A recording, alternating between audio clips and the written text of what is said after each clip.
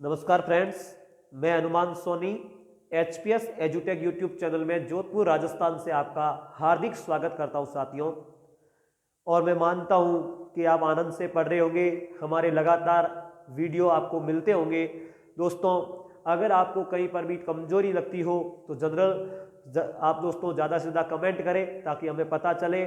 हम दोस्तों आपके विश्वास पर पूरा खरा उतरने का प्रयास कर रहे हैं और मैं पूरी कोशिश करूंगा कि आपको बेहतर से बेहतर देने का प्रयास करूं, आपका समय व्यर्थ नहीं जाने दूं। दोस्तों, जैसा कि आप आज लिखा हुआ देख पा रहे होंगे, विज्ञान में जनरल नॉलेज के साथ साथ आपको जनरल साइंस का भी कुछ न कुछ आपको प्रोवाइड करवाने की कोशिश करूंगा। दोस्तों, जनरल साइंस में हम महत्वपूर्ण शब्दावली पर डे एक टॉपिक लेंगे ताकि आपको जनरल साइंस से ज़्यादा डर जो लगता है आर्ट्स बैकग्राउंड वालों को, इतना अच्छी तरीके से समझा दूंगा कि आपको वापस पढ़ने की जरूरत नहीं पड़ेगी। आप थोड़ा विश्वास रखिए साथियों। मेरे को भी आपके समान ही ऐसे डर लगता था, लेकिन अब मुझे डर नहीं लगता है। आप निश्चित रहिए, मैं आपका छोटा भाई कहो चाहे बड़ा भाई कहो, आपके साथ हरदम खड़ा हूं। तो हर रोज दोस्तों मैं अब परमानेंट एक वीडियोज आपको ज्योग्राफी में साइंस में दूंगा और महत्वपूर्ण शब्दावलियों के रूप में, ताकि आपको जहां पर भी, मैं दोस्तों देखो कम समय बचा है, जल्दी ही एग्जामिनेशन हमारे पास में आ रहे हैं, तो महत्वपूर्ण शब्दावलियां आपको वहां पर समझाऊंगा ताकि आपको प्रश्न ज्यादातर कहां पर पूछे जाते हैं। आपसे विनम्र निवेदन है कि आराम से दोस्तों पढ़िएगा और वीडियो को एक बार समझ में नहीं आए तो 2 बार देखिएगा। चैनल को ज्यादा से ज्यादा सब्सक्राइब करें, लाइक करें। वाकई में आपको दोस्तों क्लास पसंद आए तो आप लाइक करना नहीं भूलें, नहीं तो आप डिसलाइक भी कर देना, कोई बात नहीं। चलिए, आपका समय खराब न करते हुए कम टू द पॉइंट। दोस्तों, अपने को पढ़ना है विज्ञान। अब विज्ञान में अपने को कोई स्पेशलिस्ट नहीं बनना है, अपने को केवल जनरल साइंस पढ़नी है। जनरल साइंस का मतलब होता है दोस्तों मानव के जीवन में व्यवहारिक, जो व्यवहार में आने वाली जो विज्ञान है उसके बारे में हमारा एग्जामिनर हमें पूछता है। हमें कोई डॉक्टरी नहीं करनी है, कोई एमबीबीएस बीबीएस नहीं करना है, कोई स्पेशलिस्ट नहीं बनना है दोस्तों, हमें साइंस में पीएचडी नहीं करनी है। इतना जरूर आप ध्यान रखिएगा। जितना आपको व्यवहारिक जीवन में प्रयोग होने वाली साइंस हो वो आपको पढ़ना है, उसकी जानकारी आपको होनी चाहिए। सामान्य रूप में विज्ञान क्या होता है वो तो आपको पता ही है। क्रमबद्ध सिस्टमेटिक तरीके से अध्ययन करना, जिसको प्रमाणों के द्वारा सिद्ध किया जा सके, जिसकी भविष्यवाणी की जा सके, सामान्य रूप में यही विज्ञान है। आइएगा, मैं पहली शब्दावली आपके सामने रखूंगा दोस्तों, पदार्थ। पदार्थ के बारे में आपको समझाऊंगा कि पदार्थ क्या होता है। पदार्थ के बारे में आपको समझाएंगे, जिसे अंग्रेजी में कहते हैं मैटर। एक बात दोस्तों मैं आपको समझा दूं, कोई भी कॉम्पिटिशन एग्जामिनेशन हो उसमें जो परीक्षा में हिंदी और अंग्रेजी लैंग्वेज दोनों आती है, हमेशा माननीय इंग्लिश लैंग्वेज ही होती है, इसलिए आप अंग्रेजी शब्दों पर भी ज्यादा ध्यान दीजिएगा। अब देखिएगा पदार्थ क्या होता है साथियों, सुनिएगा आराम से। प्रकृति में या हमारे ब्रह्मांड में उपस्थित वह सभी वस्तुएं जिनमें द्रव्यमान और आयतन होता हो तथा उसमें कार्य करने की क्षमता या एनर्जी हो, वो पदार्थ है साथियों। रिपीट कर रहा हूं, लास्ट बार सुनिएगा दोस्तों। हमारे ब्रह्मांड में या प्रकृति में वो सभी वस्तुएं जिनके पास में कुछ न कुछ द्रव्यमान हो, जिसे मास कहते हैं अंग्रेजी में, और दोस्तों वॉल्यूम यानी कि आयतन हो, यानी उसका की घेराव हो, वो दोस्तों पदार्थ है। और उसमें कार्य करने की क्षमता या एनर्जी होती है, वो क्या कहलाता है, पदार्थ कहलाता है साथियों। जैसे हमारे चारों ओर फैली हुई जितनी भी ये वस्तुएं हैं ये पदार्थ ही है साथियों। तो आपका कंसेप्ट क्लियर हो गया होगा पदार्थ क्या है। इससे ज्यादा आपको कोई नहीं बताने वाला, कोई नहीं पूछने वाला।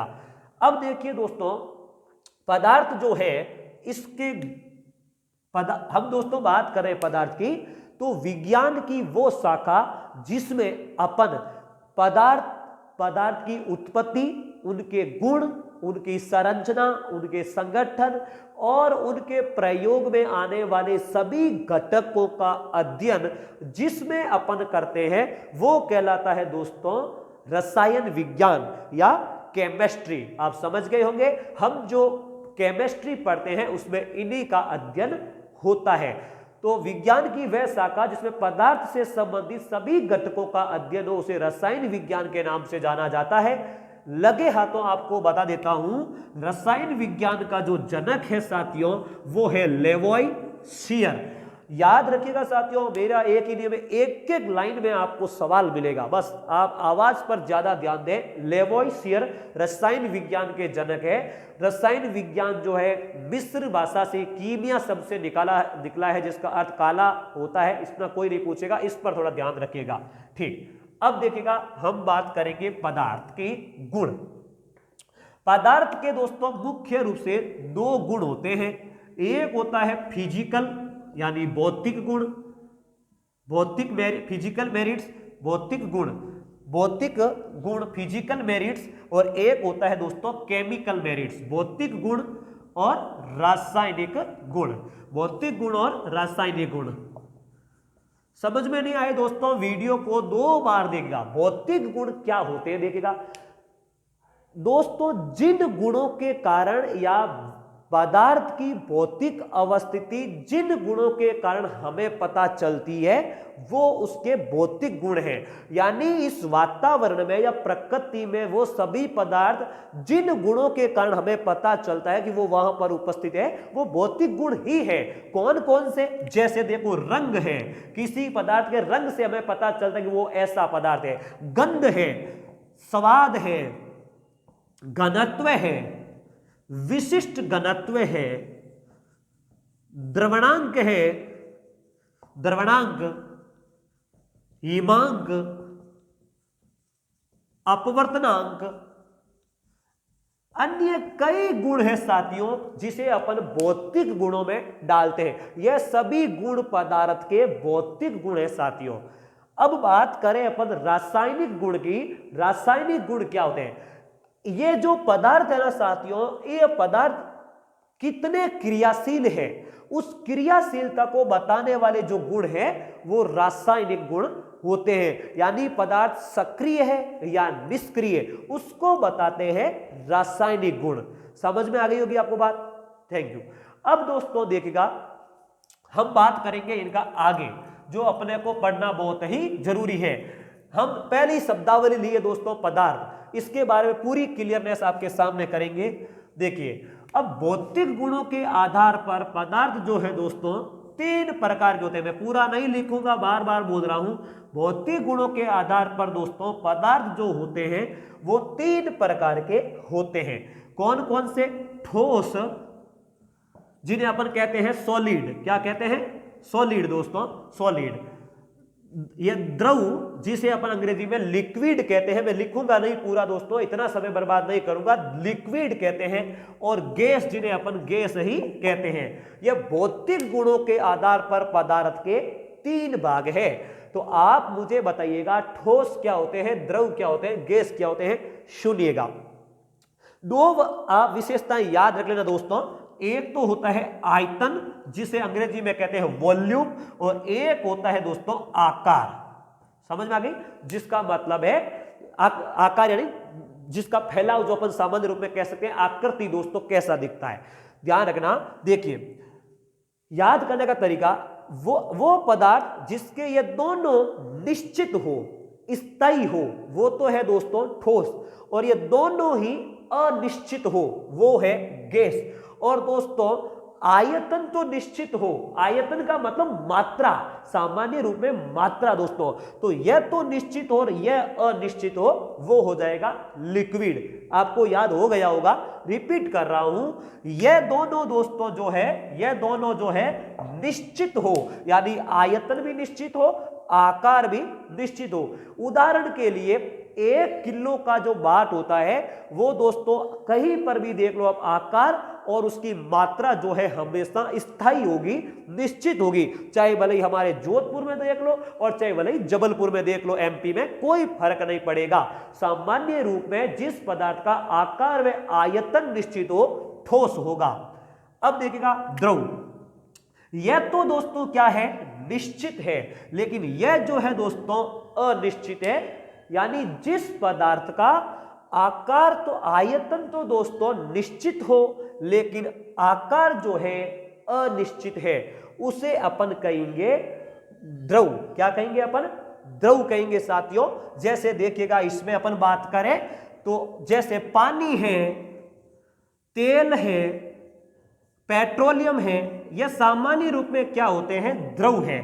जिसमें आपको मैं एक उदाहरण देकर समझाऊं साथियों कि अगर मान लो अपन पेट्रोलियम की बात करें दोस्तों, तो 1 लीटर जो पेट्रोल है अगर उसको अपन बोतल में डाल दिया जाए तो उसका आकार बदल जाएगा, और अगर मान लो उसको एक बर्तन में, बड़े बर्तन में डाल दिया जाए तो उसका आकार बदल जाएगा। यह है द्रव। तीसरा है दोस्तों गैस। गैस क्या होता है? जिसके आकार और आयतन दोनों ही क्या होते हैं? अनिश्चित होते हैं। आकार भी अनिश्चित होगा और दोस्तों आयतन भी अनिश्चित होगा। ध्यान रखिएगा इसमें दोस्तों दोनों ही अनिश्चित होते हैं। जैसे विभिन्न प्रकार की जो गैसें आपके सामने अवेलेबल होती है वो होती है गैस। समझ में आ गई बात आपको? आकार जैसे दोस्तों मैं अगर बात करूं 1 किलो की गैस नहीं हो दोस्तों, थोड़ी सी गैस को भी अगर मैं कमरे में फैला दी जाए तो उसकी गंध जो है संपूर्ण कमरे में उपलब्ध हो, उत्पन्न, यानी कहने का मतलब फैल जाएगी। तो वो क्या है? गैस। समझ में आ गई आपकी बात? अब देखिएगा यह तो हुई दोस्तों भौतिक गुणों के आधार पर बात। अब अपन बात करेंगे दोस्तों रासायनिक गुणों के आधार पर। रासायनिक गुणों के आधार पर देखिएगा, रासायनिक गुणों के आधार पर मैं बात करूं, रासायनिक गुणों के आधार पर तो भी पदार्थ मुख्य रूप से 2 प्रकार के होते हैं, शुद्ध पदार्थ और दोस्तों मिश्रण। शुद्ध पदार्थ और मिश्रण। देखिएगा क्या होता है? मिश्रण। शुद्ध पदार्थ जो है दोस्तों आगे चलकर 2 भागों में बांटे जाएंगे, तत्व और यौगिक। तत्व का मतलब होता है एलिमेंट, यौगिक का मतलब होता है कंपाउंड। इधर दोस्तों मिश्रण जो है उसको बाद में करेंगे, मिक्सचर। तत्व क्या होते हैं दोस्तों? वे सभी पदार्थ जो समान परमाणुओं से बने हुए हो या जिनको एक समान परमाणु से अलग अलग परमाणुओं में विभक्त नहीं किया जा सकता। सामान्य रूप में अपन बात करें दोस्तों तो यह तत्व जो होते हैं समान परमाणुओं से मिलकर बनते हैं। जैसे O2 यानी कि ऑक्सीजन, H2 यानी कि हाइड्रोजन, N2 यानी कि नाइट्रोजन, Na यानी कि सोडियम। यह सभी क्या है दोस्तों? तत्व है, एलिमेंट है। समझ में आ गई बात? समान परमाणुओं से बनने वाले जो पदार्थ है वो तत्व है। अब यौगिक क्या होता है? देखो कंपाउंड क्या होते हैं यौगिक दोस्तों? वह शुद्ध पदार्थ, ये दोनों शुद्ध है दोस्तों, वह शुद्ध पदार्थ जो 2 या 2 से अधिक तत्वों से या परमाणुओं से मिलकर बनते हैं, लेकिन दोस्तों उनकी मात्रा जो होती है एक निश्चित अनुपात में मिली होती है। एक निश्चित अनुपात में होगी दोस्तों। ध्यान रखना, यौगिक में भी मिलावट होती है, मिश्रण में भी होती है। फिर आप पूछोगे दोस्तों दोनों में फर्क क्या? फर्क यही है कि यौगिक में दोस्तों दोनों परमाणु जो होते हैं, 2 तत्व या परमाणु की मैं बात करूं तो निश्चित अनुपात में मिलेंगे, जबकि मिश्रण जो होता है ना उसमें कोई निश्चित अनुपात नहीं होता है साथियों। जैसे देखिएगा पानी जो है दोस्तों क्या है? एक यौगिक है जिसमें H2 हाइड्रोजन के 2 और ऑक्सीजन के 1 परमाणु मिलने पर पानी बन जाता है। दोस्तों इस पानी के बारे में मैं आपको एक सवाल बता दूं, H2O के बारे में ध्यान रखना। पानी, इसमें एक बार सवाल आ गया था, देखिएगा H2 यानी हाइड्रोजन और O2 का मतलब ऑक्सीजन। अब देखिएगा इसमें बारे में एक बार सवाल पूछ लिया गया था कि एक जलता है दूसरा जलाता है और जब दोनों मिल जाते हैं तो वो बुझा देता है। क्या होता है दोस्तों? ये पानी ही होता है। देखिएगा हाइड्रोजन इस प्रकृति में पाया जाने वाला सबसे पावरफुल ईंधन है साथियों, फ्यूल है जो कि जलता है। सबसे पावरफुल आज के समय में अगर कोई ईंधन है तो हाइड्रोजन, और जो जलने का काम करता है। ऑक्सीजन अगर दोस्तों वातावरण में उपलब्ध नहीं हो तो आग नहीं लग सकती, इसलिए ऑक्सीजन जो है जलाने का काम करती है। ऑक्सीजन जलाने का काम करती है। अब दोस्तों जैसे आपने देखा होगा जब बड़े बड़े जब क्रायोजेनिक इंजन जब रॉकेट छोड़ देते हैं तो उनमें दोस्तों हाइड्रोजन और ऑक्सीजन दोनों साथ में बढ़ते हैं, क्योंकि ऑक्सीजन जो है जलाने का काम करती है। अब दोस्तों जब ये दोनों आपस में मिल जाते हैं तो पानी बन जाता है, पानी जो कि है आग को बुझा देता है। इसलिए ध्यान रखना, एक जलता है दूसरा जलाता है, दोनों जब मिलते हैं तो बुझा देता है। समझ में आ गई आपको बात? ओके, तो तत्व और यौगिक की बात हुई दोस्तों। अब अपन बात करेंगे, देखिएगा, तत्वों को भी आगे दोस्तों दो भागों में बांटा गया। कौन कौन से जो अपन आगे पढ़ेंगे। तत्वों को दोस्तों एक माना गया धात्विक यानी धातु, और एक अधात्विक तत्व यानी अधातु, मेटल या मेटेलिक एंड नॉन मेटेलिक, धातु एंड अधातु, जिसके बारे में अपन विस्तृत चर्चा आगे करेंगे।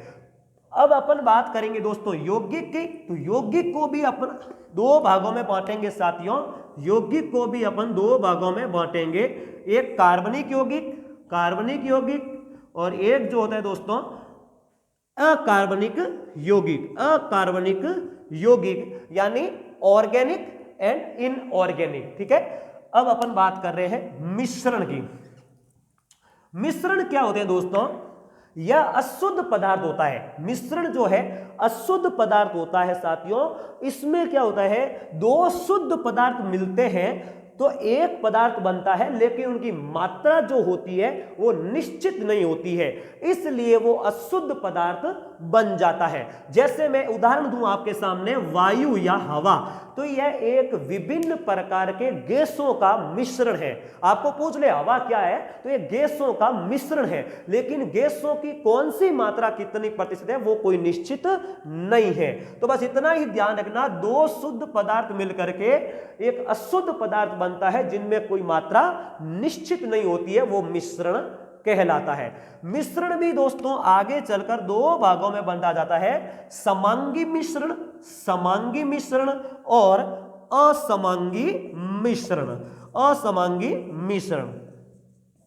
यह होता है दोस्तों हमारा पहली शब्दावली पदार्थ, जिसके बारे में दोस्तों आपने सुना होगा। हम दूसरी शब्दावली पर बात करेंगे। देखिए, अब इस पदार्थ की दोस्तों सबसे छोटी जो अवस्था होती है ना, वो होती है परमाणु। ध्यान रखना, दूसरी शब्दावली अपन ले रहे हैं परमाणु। पदार्थ के बारे में आपका कंसेप्ट क्लियर हो जाना चाहिए दोस्तों। आज के बाद में कहीं पर भी पढ़ने की जरूरत नहीं पड़नी चाहिए आपको। दूसरी बात करेंगे अपन परमाणु। परमाणु क्या होते हैं? देखिए दोस्तों, पदार्थ की सबसे छोटी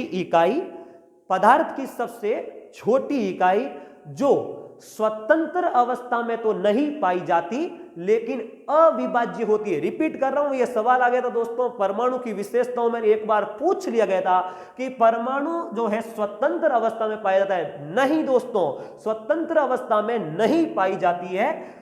रिपीट कर रहा हूं, सुनिएगा, किसी भी पदार्थ की वो सूक्ष्मतम इकाई, छोटी से छोटी इकाई जो अविभाज्य होती है, जिसके टुकड़े नहीं किए जा सकते और जो स्वतंत्र अवस्था में नहीं पाई जाती, लेकिन वो रासायनिक अभिक्रियाओं में भाग ले सकती है और उसमें पदार्थ के सभी गुण उपलब्ध होते हैं, वो कहलाता है दोस्तों परमाणु।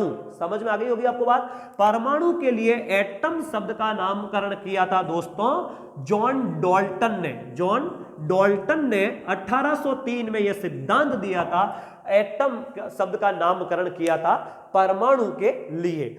और दोस्तों सबसे पहले परमाणु की खोज का काम जो किया वो जे थॉमसन ने किया था। जे थॉमसन ने किया, ध्यान रखना, जे थॉमसन ने किया। और थॉमसन साहब ने दोस्तों परमाणु को एक त्रिभुज की आकृति का बताया, जिसे मेलन प्रभाव के नाम से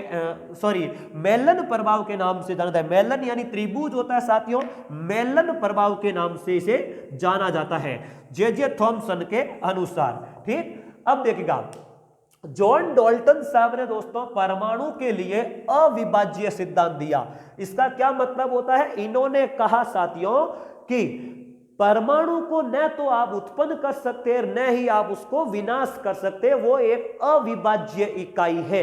लेकिन दोस्तों आज के समय की मैं बात करूं तो विज्ञान इतना आगे बढ़ चुका है, वैज्ञानिक अनुसंधानों से इसके दोस्तों टुकड़े किए गए हैं और इसके भी जो सूक्ष्मतम कण है उसका पता लगाया जा चुका है। तो परमाणु में आज दोस्तों जो सूक्ष्मतम कणों का पता लगाया गया है वो होते हैं इलेक्ट्रॉन, न्यूट्रॉन और प्रोटॉन।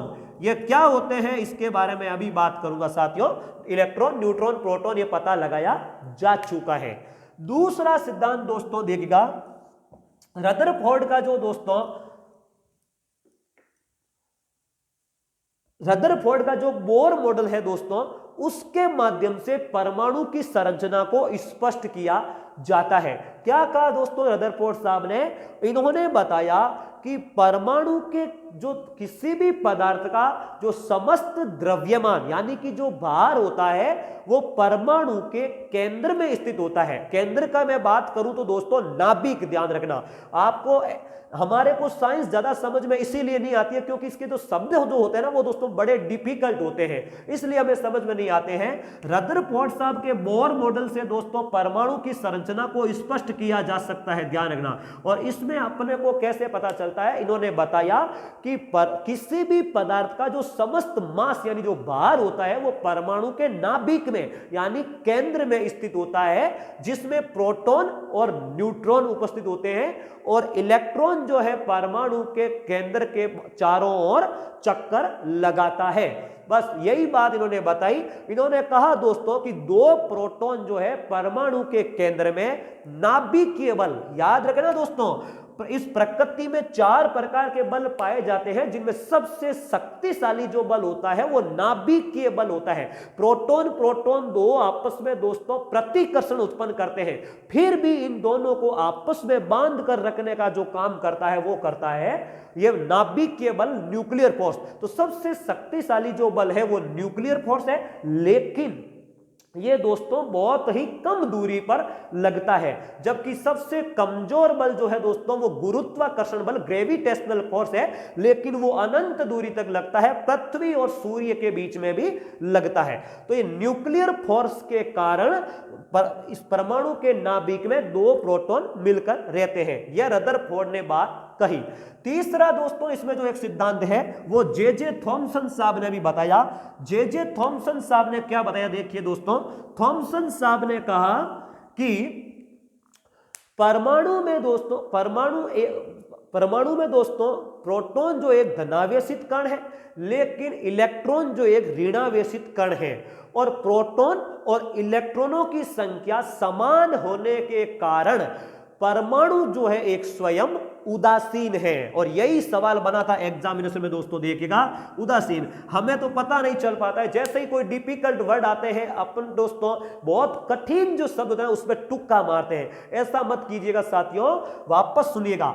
जे थॉमसन साहब ने कहा कि परमाणु जो है एक धनावेशित गोला है, लेकिन उसके केंद्र के चारों ओर इलेक्ट्रॉन यानी ऋणावेशित जो कण है दोस्तों वो चक्कर लगाता है, इसीलिए परमाणु स्वयं जो है एक उदासीन है। परमाणु स्वयं उदासीन, तो आपको पूछा जा सकता है सवाल, परमाणु स्वयं उदासीन है क्यों? क्योंकि परमाणु के केंद्र में जो प्रोटॉन की संख्या है दोस्तों, केंद्र के बाद जो इलेक्ट्रॉन की संख्या होती है वो समान होती है साथियों। कंसेप्ट क्लियर हो चुका आपका? ओके। अब दोस्तों अपन बात करेंगे परमाणु में पाए जाने वाले 3 मूलभूत कण जो आधुनिक सिद्धांतों के द्वारा सिद्ध किए जा चुके हैं। कौन कौन से देखिएगा, इलेक्ट्रॉन, प्रोटॉन और न्यूट्रॉन। दोस्तों आप आवाज पर ज्यादा ध्यान दें, लिखावट पर ज्यादा ध्यान ना दें साथियों। इलेक्ट्रॉन, सबसे पहले मैं आपको बता देता हूं, इलेक्ट्रॉन की खोज किसने की? जे थॉमसन ने। प्रोटॉन की खोज की थी गोल्डस्टीन ने। न्यूट्रॉन की खोज की थी साथियों जेम्स चैडविक ने। Concept clear? नंबर 2, आवेश। अब देखिए दोस्तों, इनको समझाने से पहले मैं आपको एक शब्दावली समझाता हूं। आवेश, यह भी बहुत जरूरी चीज है। आवेश क्या है दोस्तों? मैं ऐसा कह सकता हूं कि यह एक पदार्थ का गुण ही है साथियों, या आप सामान्य रूप में समझिएगा यह एक अदिश भौतिक राशि है। मैं भौतिक राशियां जब पढ़ूंगा तब आपको बात करूंगा अदिश राशि और सदिश राशि, जिसमें केवल दोस्तों परिमाण हो, दिशा नहीं हो, वो अदिश, जिनमें दोनों हो वो सदिश, स्केलर एंड वेक्टर की मैं बात करूंगा आगे। लेकिन इतना आज आप समझिएगा, आवेश जो होता है दोस्तों वो एक भौतिक अदिश राशि है जो विद्युत चुंबकीय बल या विद्युत के कणों को उत्पन्न करती है। सामान्य रूप में दोस्तों इस आवेश के माध्यम से अपने को पता चलता है इलेक्ट्रॉनों की कमी है या इलेक्ट्रॉनों की अधिकता। आप जो चार्ज का जो कहते हैं दोस्तों विद्युत आवेशित कणों को अपन सामान्य रूप में आवेश की संज्ञा दे सकते हैं, सामान्य शब्दों में कहे तो। इतना ध्यान रखना, आवेश का मात्रक होता है कूलाम, जो एग्जामिनर का फेमस सवाल बन जाता है, कूलाम, जिसको कैपिटल सी से दर्शाते हैं। और यह ऐसा ही मात्रक है दोस्तों, ध्यान रखिएगा, प्रत्येक भौतिक राशि का एसआई मात्रक अलग होता है, सामान्य मात्रक अलग। एसआई मात्रक कूलाम है, बाकी इसका मात्रक एम्पियर सेकंड भी होता है, एम्पियर सेकंड भी होता है, इसको भी आप ध्यान रखिएगा। अब दोस्तों जिस पदार्थ पर या जिस कण पर, परमाणु के जिस कण पर आवेश में इलेक्ट्रॉनों की कमी हो, इलेक्ट्रॉनों की कमी हो, उसे तो अपन कहेंगे दोस्तों धनावेशित कण, और जिसमें इलेक्ट्रॉनों की अधिकता हो, सामान्य रूप में आप ध्यान रखें, इलेक्ट्रॉनों की कमी हो उसे अपन धनावेशित कण, और इलेक्ट्रॉनों की अधिकता हो उसे अपन कहेंगे इलेक्ट्रॉन। ठीक है, यह ध्यान रखना, ऋणावेशित कण कहेंगे। इलेक्ट्रॉनों की कमी और अधिकता से ही आवेश पता चलता है। इलेक्ट्रॉनों की कमी हो तो दोस्तों यह हो जाएगा हमारा, इलेक्ट्रॉनों की कमी वाला तो हो जाएगा धनावेशित कण, और अधिकता वाला हो जाएगा ऋणावेशित कण। समझ में आ गई होगी आपको बात। अब देखिएगा हम बात करें इलेक्ट्रॉन के वापस। इलेक्ट्रॉन जो है साथियों यह एक ऋणावेशित कण है, यह एक ऋणावेशित कण है, ऋणावेशित, और इसका मान जो -1 होता है, ऋणावेश में -1। प्रोटॉन एक धनावेशित है साथियों, यह आवेश का अंतर है, यह धनावेशित कण है, धनावेशित +1। यह दोस्तों उदासीन होता है, न्यूट्रॉन पर कोई आवेश चार्ज नहीं होता, यह उदासीन होता है। Concept clear. इलेक्ट्रॉन पर जो दोस्तों आवेश का मान होता है वो होता है दोस्तों 1.6। ध्यान से सुनना, इलेक्ट्रॉन और प्रोटॉन दोनों पर आवेश का जो मान होता है वो समान होता है। रिपीट कर रहा हूं, दोनों पर आवेश का मान समान होता है साथियों, लेकिन केवल ऋण आवेश और धनावेश का ही फर्क है। रिपीट कर एक बार सुनिएगा, यह जो आवेश जो होता है ना, इसके लिए ऋणावेशित और धनावेशित इस शब्द का प्रयोग किसने किया? बेंजामिन फ्रैंकलिन ने। यह भी आप ध्यान रखना, बेंजामिन फ्रैंकलिन साहब ने इसका प्रयोग किया कि ऋणावेशित और धनावेशित कण होते हैं, यह भी आप ध्यान रखेगा। तो देखिए यह जो इलेक्ट्रॉन जो होता है उसमें आवेश का जो मान होता है वो ही अपन धनावेश में होगा, केवल चार्ज का फर्क है। 1.6 इंटू 10 की पावर -19 ही इसका है, 1.6 इंटू 10 की पावर -19 यही इसका है। फर्क इतना है, ये ऋणावेशित है यहां पर माइनस लग जाएगा, और यह दोस्तों धनावेशित है यहां पर प्लस लग जाएगा। बस इतना जरूर आप याद रखिएगा। इलेक्ट्रॉन क्या है? इलेक्ट्रॉन की खोज जे थॉमसन ने की, ऋणावेशित कण है, आवेश का मान 1.6 इंटू 10 की पावर -19 है। यह दोस्तों परमाणु का सबसे हल्का कण है, सबसे हल्का कण है, ध्यान रखना, सबसे हल्का कण आपको पूछ लिया जाए तो यही है, सबसे हल्का कण जो है यही है दोस्तों। और यह प्रोटॉन और न्यूट्रॉन लगभग द्रव्यमान में समान होते हैं साथियों, यह लगभग समान होते हैं, लेकिन सबसे भारी कण जो है वो न्यूट्रॉन है। ध्यान रखना, मैं अंतर बता रहा हूं आपको, सबसे भारी कण है वो न्यूट्रॉन है, ठीक है। और यह जो है लगभग समान होता है, लेकिन दोस्तों न्यूट्रॉन से यह कम भारी होता है। अब इसका जो द्रव्यमान का मतलब आप सामान्य रूप में समझिएगा भार, मात्रा। अब देखिए दोस्तों इनका जो द्रव्यमान है वो दोस्तों कितना है? 9.1 इंटू 10 की पावर -31 किलोग्राम। किसका है? यह इलेक्ट्रॉन का बोल रहा हूं दोस्तों, 9.1 इंटू 10 की पावर -31 किलोग्राम। और दोस्तों ये जो प्रोटॉन का है वो 1.67 इंटू 10 की पावर माइनस का 27 किलोग्राम है। ध्यान रखिएगा 1.67 इंटू 10 की पावर माइनस 27 किलोग्राम है साथियों। और यह जो है इसका जो द्रव्यमान है वो 1.678 इंटू 10 की पावर माइनस का 27 किलोग्राम। देखिए थोड़ा सा फर्क है दोस्तों, इसमें केवल 1.67 ही है जबकि इसमें 1.678 है। आप दोस्तों समझने की पूरी बारीकी से कोशिश कीजिएगा, भूल मत कर देना दोस्तों। यह है हमारे इलेक्ट्रॉन, प्रोटॉन और न्यूट्रॉन। इलेक्ट्रॉन को दोस्तों वास्तविक रूप में परमाणु में इलेक्ट्रॉन की स्थिति कहां पर है उसको समझने के लिए क्वांटम सिद्धांत का प्रयोग किया, क्वांटम संख्या का प्रयोग करते हैं। अब देखिएगा मैं आपको एक बार सामान्य रूप में समझा देता हूं। परमाणु के 3 मूलभूत कण है दोस्तों, इलेक्ट्रॉन, प्रोटॉन, न्यूट्रॉन। इलेक्ट्रॉन की खोज जे थॉमसन ने की। इलेक्ट्रॉन एक ऋणावेशित कण है जिसका मान 1.6 इंटू 10 की पावर माइनस 19 कूलाम होता है। परमाणु का सबसे हल्का कण है जो दोस्तों परमाणु के केंद्र के चारों ओर चक्कर लगाता है। अगर दोस्तों एक ही परमाणु की कक्षा में 2 इलेक्ट्रॉन आ जाए तो दोस्तों वो आपस में प्रतिचक्रण यानी उल्टा चक्रण, विपरीत चक्कर लगाना शुरू कर देंगे। और वास्तव में दोस्तों अपने को इलेक्ट्रॉन की स्थिति पता करनी हो तो दोस्तों क्वांटम संख्या का प्रयोग किया जाएगा। बात करूं प्रोटॉन की। प्रोटॉन एक धनावेशित कण है साथियों। इसका मान जो है आवेशित मान, यहां पर प्लस माइनस का फर्क है, बाकी दोस्तों आवेशित मान समान है। यह जो है 1.6 इंटू 10 की पावर माइनस 19 कूलाम होता है। इसका द्रव्यमान जो है दोस्तों 1.67 इंटू 10 की पावर माइनस का 27 किलोग्राम। और दोस्तों न्यूट्रॉन, इसकी खोज गोल्डस्टीन ने की। न्यूट्रॉन की खोज जेम्स चैडविक ने की थी दोस्तों। कैसे की? बेरिलियम धातु पर दोस्तों अल्फा कणों को आघात करके या टकरा करके इसकी खोज की थी जेम्स चैडविक ने। यह उदासीन कण है, इस पर कोई आवेश नहीं होता है। सबसे भारी कण यही है साथियों। इस पर जो द्रव्यमान का जो मान होता है वो 1.678 इंटू 10 की पावर माइनस 27 होती है। दोस्तों मैं लगे यह तो मिटा रहा हूं, लगे हाथों में आपको बता दूं दोस्तों, यह पॉइंट के बाद में, दशमलव के बाद में दोस्तों ये जो संख्या आती है ना, कहीं पर भी आप ध्यान रख लेना दोस्तों, यह एक साथ में नहीं बोलते हैं 012, 0.012 बोला जाता है, शुद्ध यही है साथियों, ध्यान रखना आप। ओके, तो यह तो हुआ हमारा इलेक्ट्रॉन और न्यूट्रॉन, प्रोटॉन। अब देखिएगा मैं बताऊं आपको, परमाणु जो है दोस्तों, ये परमाणु के केंद्र में जो होता है ना वो है नाभिक, इसे कहते हैं नाभिक, ध्यान रखना नाभिक। और यह है परमाणु। आप समझने की कोशिश करें, कंसेप्ट आपका क्लियर हो जाएगा। यह केंद्र में जो नाभिक होता है ना दोस्तों, नाभिक में प्रोटॉन और न्यूट्रॉन दो रहते हैं, प्रोटॉन और न्यूट्रॉन रहते हैं, ध्यान रखना न्यूट्रॉन रहते हैं, न्यूट्रॉन होता है। न्यूट्रॉन दोस्तों एक आपको पता है उदासीन कण है, इस पर कोई आवेश नहीं होता।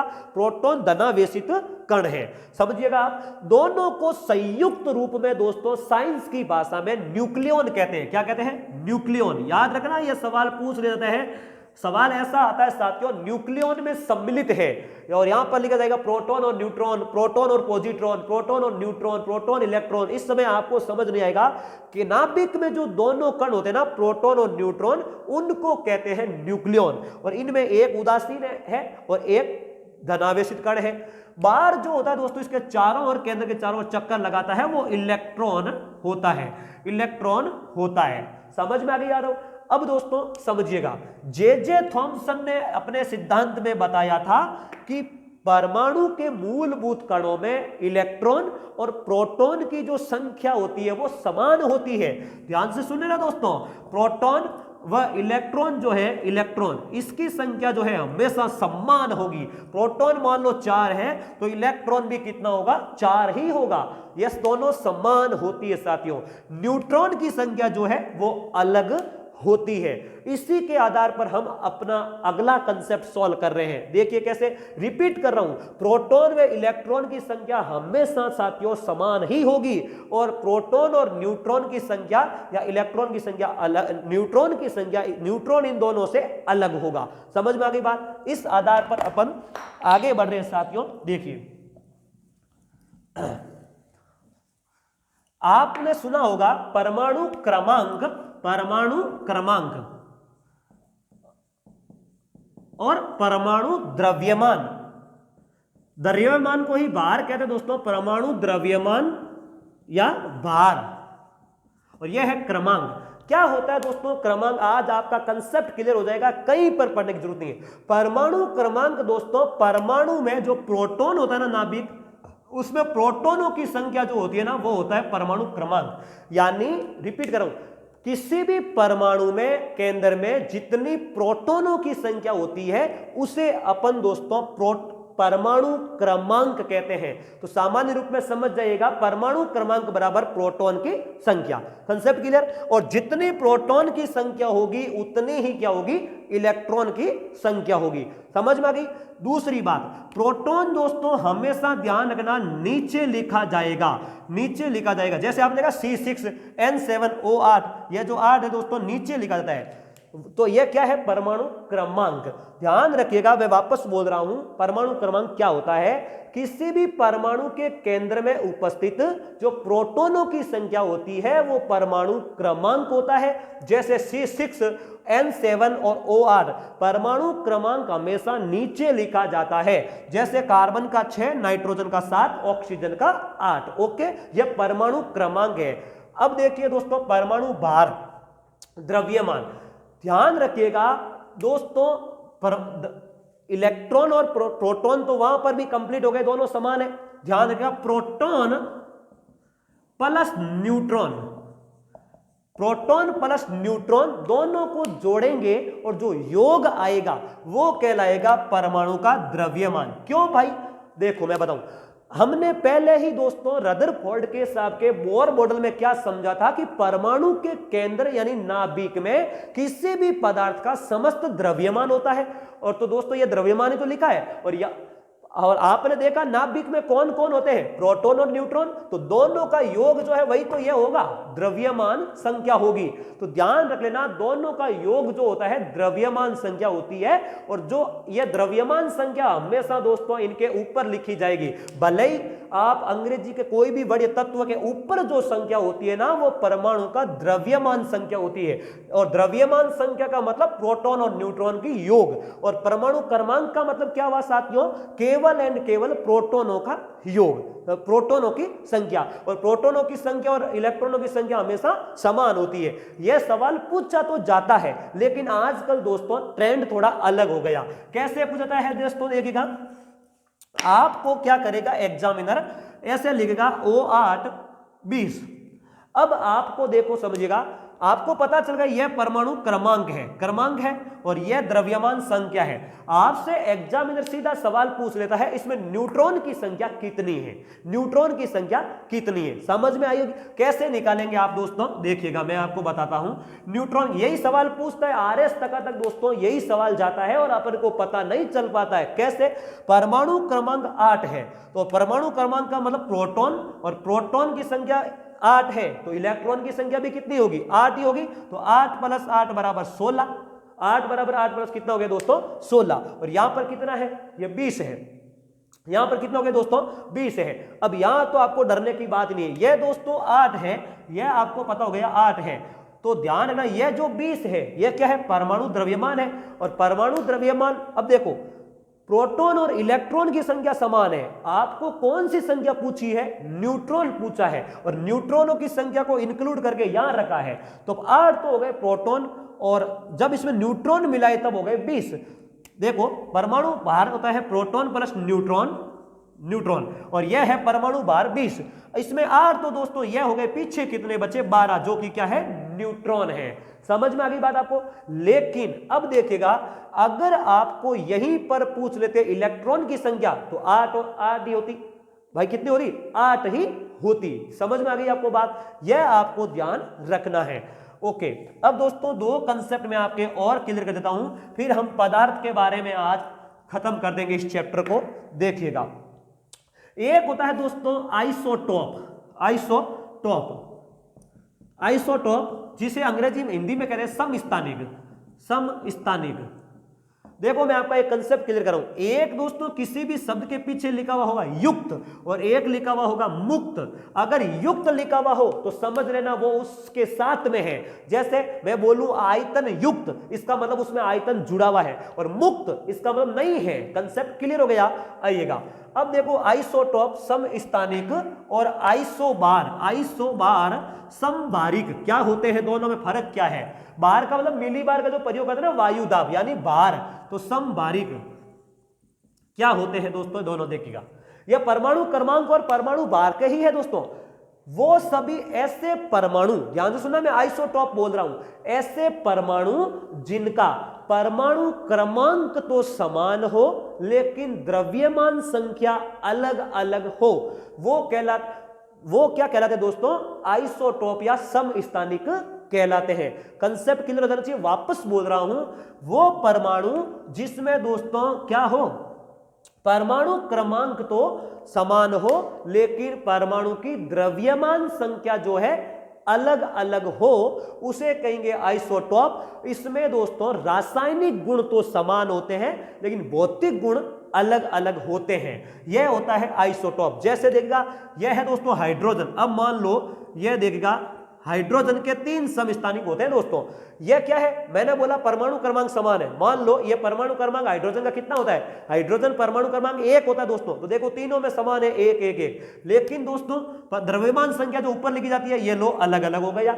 और हाइड्रोजन ही एक ऐसा तत्व है दोस्तों जिनके तीनों ही आइसोटोप के अलग अलग नाम है। कौन सा? देखिए, इसका है प्रोटियम, इसका है दोस्तों ड्यूटेरियम, जिसे बारी जल कहते हैं। ड्यूटेरियम बारी जल कहते हैं। जब दोस्तों नाभिकीय संयंत्रों में विद्युत पैदा करते हैं न्यूक्लियर रिफ्लेक्टर में, तो मंदक के रूप में गति कम करने के लिए इस बारी जल का प्रयोग करते हैं। बारी जल के लिए ड्यूटेरियम का प्रयोग होता है, ध्यान रखना। H ये जो है हाइड्रोजन का दूसरा समस्थानिक है। और तीसरा समस्थानिक है जो दोस्तों, वो है ट्रीटियम। ये रेडियो सक्रिय तत्व है ट्रीटियम, ये ध्यान, ट्रीटियम आप ध्यान रखिएगा। ट्रीटियम, हाइड्रोजन के बारे में मैं आपको लगे हाथों सवाल बताऊं। हाइड्रोजन देखो, हाइड्रोजन का परमाणु क्रमांक 1, समस्थानिक 3, प्रोटियम, ड्यूटेरियम, ट्रीटियम। ड्यूटेरियम बाहरी जल को कहते हैं, मंदक के रूप में प्रयोग करते हैं नाभिकीय संयंत्रों में, याद रखना। तीसरी बात, हाइड्रोजन को भविष्य का ईंधन कहते हैं क्योंकि ब्रह्मांड में अंतरिक्ष में सबसे ज्यादा पाया जाने वाला दोस्तों तत्व यही है और सबसे ज्यादा पावरफुल ईंधन यही है आज के समय में, इसीलिए इसे भविष्य का ईंधन कहते हैं। दूसरी बात, यह सबसे हल्का तत्व है दोस्तों, इसमें न्यूट्रॉन नहीं पाया जाता है, इसीलिए इसको दोस्तों ये फालतू का बिखरा हुआ तत्व ऐसी या आवारा तत्व के नाम से जाना था, क्योंकि जो हल्का होता है ना वो इधर का उधर उड़ता रहता है, इस प्रकार की संज्ञा दे दी गई उसको। सबसे पावरफुल है, ध्यान रखना। अब दोस्तों देखो, यहां पर आपको सवाल एक ऐसा बनता है कि सबसे ज्यादा समस्थानिक या आइसोटोप आज के समय में किस तत्व के हैं? तो वो है दोस्तों पोलिनियम। क्या है? पोलिनियम। इस सवाल को आप जरूर याद रखें। पोलिनियम है 27 है दोस्तों, उसके 27 आइसोटोप है। तो ये हो गया आपका आइसोटोप क्लियर। आगे आ जाइएगा, बात कर रहे हैं अपन आइसोबार। क्या होते हैं आइसोबार? ऐसे परमाणु जिसका द्रव्यमान संख्या तो दोस्तों समान होगी लेकिन परमाणु क्रमांक अलग अलग हो जाते हैं और उनमें भौतिक गुण समान होते हैं लेकिन रासायनिक गुण अलग अलग होते हैं, उन्हें कहते हैं दोस्तों आइसोबार यानी समबारिक। बारीक। जैसे मैं एक उदाहरण दे सकता हूं साथियों, जैसे मैं ऑक्सीजन की बात करूं तो ऑक्सीजन का 8 परमाणु क्रमांक है, तो ऑक्सीजन तो होगा दोस्तों, लेकिन ऊपरी संख्या मान लो समान हो जाएगी और नीचे वाली है जो परमाणु क्रमांक अगर अलग अलग मिले आपको, ये उदाहरण दिया है साथियों, अलग अलग मिले तो आप समझ लेना ये क्या है, समबारिक यानी आइसोबार है। तो दोस्तों साथियों, आज मैंने जनरल साइंस की आपके साथ में शुरुआत की है। आपको अगर क्लास अच्छी लगे तो दोस्तों लाइक करना नहीं भूलें, ज्यादा से ज्यादा अपने भाइयों बहनों और मित्रों के साथ में शेयर करें और हमारा हौसला बढ़ाएं। दोस्तों हम आर्ट्स बैकग्राउंड के जितने भी भाई बहन होते हैं उनके लिए जनरल साइंस एक कठिन सब्जेक्ट बन जाता है। आप निश्चित रहें, मैं आपके सामने जनरल साइंस की पर डे वादा करता हूं, आपको शब्दावलियों के साथ में दोस्तों एक क्लास उतारता रहूंगा, आपका कंसेप्ट क्लियर करता रहूंगा। और दोस्तों जल्दी ही हमारी तीनों सब्जेक्ट की जो क्लासें हैं, जो ज्योग्राफी, हिस्ट्री, पॉलिटिक्स, ये चल रही है साथियों। क्या करें साथियों, अपलोडिंग का कार्य नहीं होने के कारण पर डे जो है 1 या 2 क्लास से ज़्यादा अवेलेबल नहीं करवा सकते, इसलिए आप हमारा सहयोग करते रहें और चैनल को सब्सक्राइब करना नहीं भूलें। थैंक यू साथियों, और कमेंट जरूर करें साथियों। Thank you, good night.